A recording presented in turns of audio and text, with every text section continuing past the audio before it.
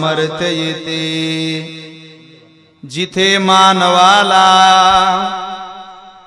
मिळे मोक्ष गाथा,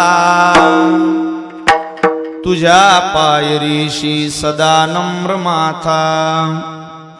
नवे फूल अश्वत्थ वृक्षास आले, जिथे गीत ओवीसवे वेद झाले। तुझ्या शब्द शब्दात सायुज्यनाथा, तुझ्या पायरीशी सदा नम्र माथा। तुझ्या मंदिरी